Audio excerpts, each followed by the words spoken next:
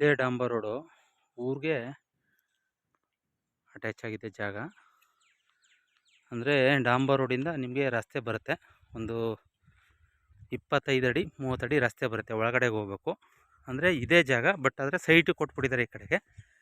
ಇದು ನಿಮಗೆ ರಸ್ತೆ ಇದೆ ನೋಡಿ, ಅಲ್ಲಿದ್ದಾರಲ್ಲ ಅಲ್ಲಿ ತನಕ ಇದು ರಸ್ತೆ ಬರುತ್ತೆ ನೋಡಿ. ಇವೆಲ್ಲ ಮನೆಗಳೆಲ್ಲ ಇಲ್ಲಿ ಹಿಂಗೆ ಇದೆ, ಇವೆಲ್ಲ ಸೈಟು ಕೊಟ್ಬಿಟ್ಟಿದ್ದಾರೆ. ಬಟ್ ಇದು ರಸ್ತೆ ಸ್ಟ್ರೈಟ್ ಬರುತ್ತೆ ನಿಮಗೆ, 25 ಅಡಿ ರಸ್ತೆ ಅವರು ಕಾಣಿಸ್ಕೊಡ್ತಾರೆ ಸರ್ ಪೇಪರಲ್ಲೇ ನೋಡಿ. ಇದೇ ಜಾಗ ಪೂರ್ತಿ ಒಂದೇ ಬೌಂಡ್ರಿ, ಬಟ್ ಇದು 6.5 ಎಕರೆ ಬರುತ್ತೆ ಲ್ಯಾಂಡ್. ಇದು 6.5 ಎಕರೆ ಲ್ಯಾಂಡ್ ಬರುತ್ತೆ. ಇದು ಪ್ಲೇನ್ ಲ್ಯಾಂಡು, ರೆಡ್ ಸಾಯಿಲು, ಆಮೇಲೆ ನೀರು ವಾಟರ್ ಬಿಲ್ಟು, ಯಥೇಚ್ಛವಾಗಿ ನೀರು ಇರ್ತಕ್ಕಂಥ ಜಾಗ.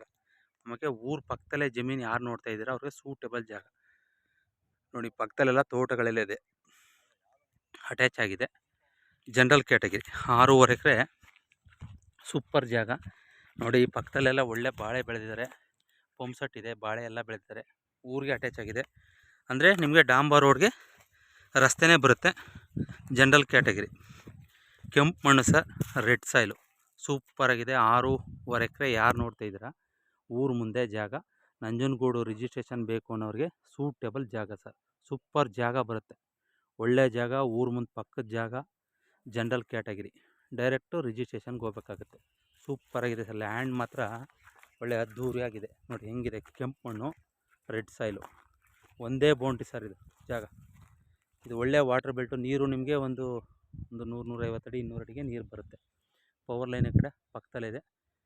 ವಾಸ ಮಾಡೋಕ್ಕಂತೂ ಒಳ್ಳೆಯ ಜಾಗ ಸರ್ ಇದು ನೋಡಿ. ಸರ್ ಅವರು ಎಕರೆಗೆ ಒಂದು 30 ಲಕ್ಷ ಹೇಳ್ತಾರೆ, ಕುಂತ್ಕೊಂಡ್ರೆ ಲೈಟ್ಲಿ ನೆಗೋಷಿಯಬಲ್ ಆಗುತ್ತೆ ಸರ್.